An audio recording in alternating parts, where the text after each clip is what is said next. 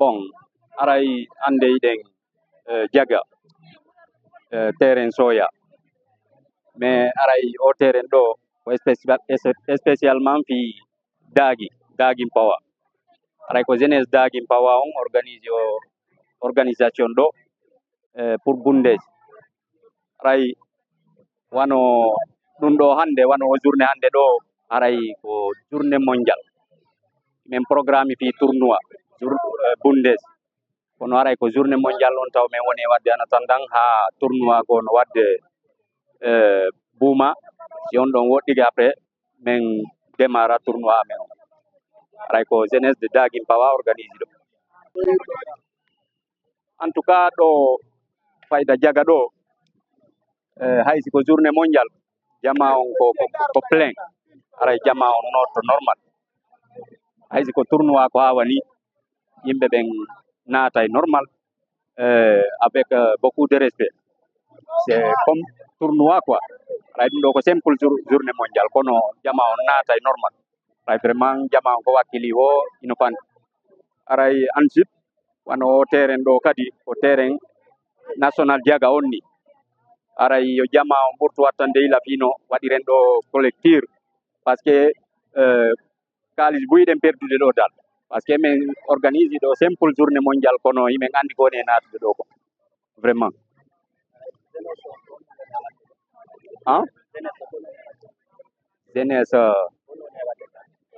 jeunesse jaga on bon aray jeunesse on ino motivi himen lansude appel ji aide ji pour no ɓe wallitoro men surtout affaire terrain jaga on aray jeunesse on no motivi en côté ɗo quand même mairie on kadi no wadde ko ɗum passé jeunesse on si noddi mairie on fi ko yowiti affaire jeunesse ɓe respectay ɓe noto avec des respect aray fof no jogodiri aray ko won tun moyen on wonɓe ga jooɗiɓe basiɓe ga ɓen ɓe wawata kippude aray programme ji ɗi fof il faut wonɓe à l'extérieur ɓen ɓe wallito quoi bon partout wano Sénégal Europe Amérique la Guinée ɗo Conakry aray partout jeunesse amen on to aray koye ɓe wallito men fi affaire terrain on ɗo no waɗire collectif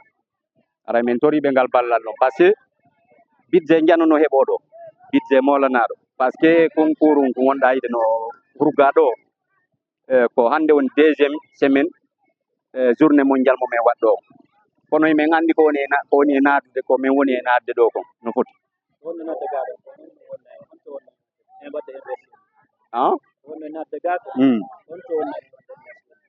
bon aray himin mari objectif aray on programme ɗon kono mi watamo expliquede ɗo par ce que hewtali kono aray objectif koko yowiti affaire jeunesse tun kono ɓayi haray ko Dagui organise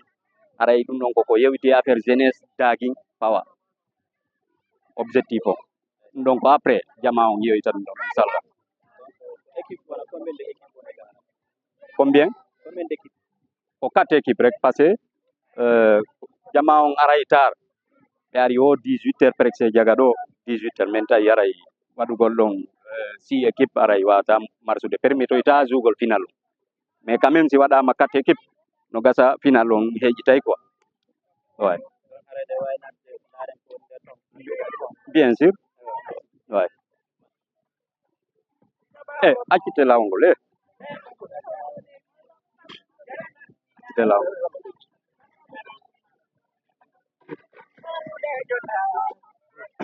bon aray ko ɗo min woni e yeyde tikkeji ɗi aray ino terrain on aray ça reste beaucoup no heddi buy kono ɓay tournoi amen on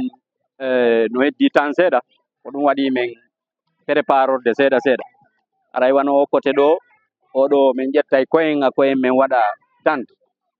mi ara jama on ari min joɗɗinay julle ara si ndiyan saji jama on leefata kono en attendant ɓay ko journée mondial aray min tawi tuño min profite quoi ara au moins activité no woodi e samedi je ɗen quoi way appel jeunesse on fino ɓe encourage ɗum ɓe artira chaque année walla ko chaque Ouais. Bon min e côté go amon analyse e ko mi analyse kon joni jeunesse lagine on ino heɓude ide artugol lagine parce que depuis mi arti ɗo mi yiɗo aray komi wowano yiide buyi mi hi'i no tawtidiri ga e nder komi yewdata kadi e jama on mi tawa buyi aray no mari ambition wonugol ko mum dal no yiɗi ko mum yo développe no yiɗi artirgol ko mum jeunesse on dal no artude aray noon wonɓe kadi à l'extérieur ɓe à l'extérieur on aray vraiment ɓe wallitade ino ga développira aray min weltaniɓe koyen ɓeydu jogodirgol enen guinéɓe ɓen foof aray ko yo Allah hokku en ko fallen ko voilà Souleymane Dukki en tant que kadi précisément Gamatil aray vraiment min weltike an kadi aray arrivé ma on bonne arrivé aray koko ma arɗa ayi ko ma ari ko ma aray koyen goto aray kadi hiwgol neɗɗo ma aray tawata ko no woodi kon tigi hikki aray ɗum ɗon tun kadi aray c'est très important aray on ti ɓeyɗo mi salmini mi landi ke tawi on foyiɗon e jam min Alaji Souleymane Bari minnete ko Diaga ɗo woni ko amin en ce moment ko min woni président de la jeunesse l'animateur de la jeunesse du district de Diaga no hirton ɗo ni ɗen soya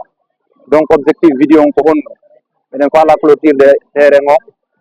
donc mais mamin lança un appel d'aide partout dans le monde entier donc no hirton ɗo ni hande ko journée mondiale tout simple journée mondiale organisanoɗo mais si tawno ɗum terrain on no clôturano arano langa mi anda ko combien de milliards natayno ɗo chaque activité donc haray ko honno mi wata wiide kala des hommes de bonne volonté meɗen tori ballal des hommes de bonne volonté meɗen tori yimɓe ɓen fof ballal fino min clôturira terrain amen on soya ɗo so remarque on ni image ji ɗin ɗo simple journée mondiale ni no suuɗe so remarque supporter o no naati et pourtant principal activité jeunesse on ni ka district o menen ko sport o donc komin fottata ɗon kadi clôturaka fakko men heɓa source de revenu donc hara miɗen tori julɓe ɓen fof e kala neɗɗo faalaɗo district on yo yaaru yeeso no wallidire clôturiren o terrain ɗo min waɗi no début donc ingénieur ɓe ɓen gollino ɗum noon fof meɗen e laawol ngol na fiyara udditaki kees jeɗen no udditi bon piiji buyi no udditi ga woni jooɗiɓe woni yaltuɓe mo ɓe no jonnidirede juuɗe no wallidirede min fuɗɗike min waɗino borne min waɗi borne terrain on fof donc min délimitimo arani ni ko heddi ko golle ɗen kono golle ɗen konno wattade ko mbuuɗi si mbuuɗi ala golle ɗe wata ko waɗade donc yimɓe ɓen no gano wakkili ha ara meɗen tori julɓe ɓen fof e kala jeune ressortissant ou bien résident yomin jonnidir juuɗe mi wawa clôture terrain amen on fino min ɓurtata développir de district on e banggal ko wiyete konko yowiti konka ƴanal ka banggal pulal e ka sport annen mum puisque oɗo terrain so woni ɗo ko tumboni mbiɗa wawi organise ude tournoi à tout moment donc mbiɗa wawi organise ude tournoi de grandes ampleur tata de grandes personnalités aray on terrain ɗon o rapporte nayi district on e yimɓe nokkure nden piiji buy source de revenu ji buy aray onon kadi min salmini on wonɓe waɗande men o vidéo ɗo ko ɗum ɗon mi mari komi wiya quand même on yiya ya l'engouement ya l'ambiance quoi donc à chaque fois c'est comme ça tous les samedis donc min organise kadi wonde match amikoji minen timmi Madina timmi Tulli mais yalta e moƴƴa yimɓe kadi aray kamen donc on len fait partout mais jaman aray ɗo tata non yimɓe ɓe no terrain on no laɓa no clôture mais mi alnima hunde wata ko waɗade e ɓawa goɗɗum donc aray minen tori ballal e kala neɗɗo kala faalaɗo no district o yaara yeeso e timbitum no yaara yeeso annen mo fita donc aray ko ɗum min wawi wiide jama oɗo kadi ko président men Abdoul Salam Ba sen jeune activiste tan kadi donc imo tawa imo andi Dakar kadi ari mo naɓida moƴƴa bon imo ɗo en ce moment o arti taw kamen ga alhamdoulillahi o ɓe ko woniri woyo Allah saginamo ko dankitora ɓe guure makko nden ɗon donc grand jon ɗo aray kan kadi c'est un jeune activiste il est là il se bat pour notre district aray ko ɗum mari komi wiya aray miɗen tori ballal vraiment no yirren ɗo ni hande yiɗen soya donc ko journée simple journée mondiale organisaɗo simple journée mondiale mais quand même ɓay ko ɗo sport on to woni principal activité jeunesse on fof jama on aray massivement donc aray miɗen onno min faala on yiide clôture o clôture ɗo ko préparation tournoi mais tournoi on hewtal taw puisque tournoi go no juuɗe ka district ga o tournoi ɗo o terrain ɗo jeunesse on fof jeeyi joni noon o clôturaka ko ɗum yessino no ɗumanna no waɗa botoji mais minen meɗen faala clôture de terrain grand sang amen o joni noon ɗe gandi ka pays ɗo ko haasi kon ko résident e ressortissant watta piiji ɗin fof haray meɗen lanci appel e no fuɗɗita ko district on ɗo iwi district on ari sous préfecture on i sous préfecture on ari préfecture on pita ari région mamou ari ka saare ko ɓennata ɗon Conakry meɗen lanci appel ha ka ministère des sports et de culture haray meɗen toriɓe ballal yande ɓe wallu men min clôture terrain amen o ɓay haray menen ka men ɗo simple activité principale jeunesse on fof ko sport bete min clôture terrain amen wara terrain amen heɓanay men source de revenu timbitunni jaga koye nder timbitunni woni ɓe gandi ɗum donc haray meɗen tori ballal nono no yiɗen ɗo ni no ɓeɗo fof c'est sont des jeunes activistes ka village ɗo on wono o bandirawo men mo yiɗen ɗo kan kadi iɓe tawa puisque ga ni min personnellement je suis un encadré FIFA plan Guinée plan international nga jogiti équipe féminine wonɗo ha collège donc kamɓe soutenata men piiji ɗin fof min entraînete ɗo tous les jours donc kamɓe ɓe andi fiya men ɓeɗo kadi haray ɓe andi murandu haray na menen sukaɓe ɓen to gay rewɓe ɓe hawtintini puisque ɗen andi hande eɗe wolde développement e waɗa wolde développement e ɓaawo rewɓe donc ko rewɓe woni yeeso e ɓaawo hande donc haray ɗen tori ballal i jooɗiɗo e yaltude fuɗɗi lamɓe ɓe addi ka préfecture sous préfecture ka région ha ka ministère des sports et ka culture enen toriɓe ballal kino men clôturira terrain amen on ɗo ko ɗum moyen ala ko ɗum sidi botoji ɗo wonno waɗana o tournoi amen gam visage waɗa ɓe tournoi vacance o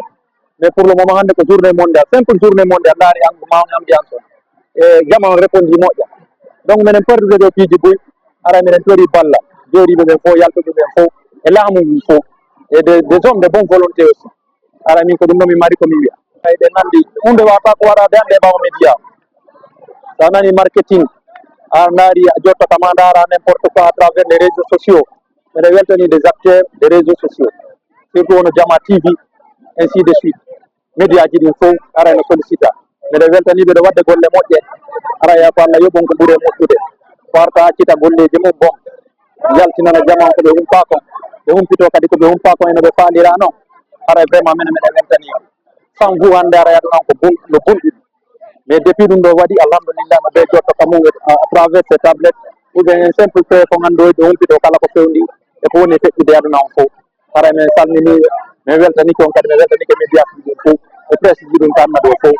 e blogueur ɓe ɓen fof e kala onon kadi filmde ɗum ɗo ɓen fof e Jama TV on fof haray ɗo weltanama e weltike vraiment na hande fuɗɗi mais meɗen haton ji noon ɓayde wata wadde goɗɗum e ɓaawo moon tout le temps ara komi watta ko mamu Jama humpito o woni tintorgal amen ngal haray vraiment meɗen weltani on à chaque fois min invité on aron humpito Jama on ko fewndi ko amin ko inchallah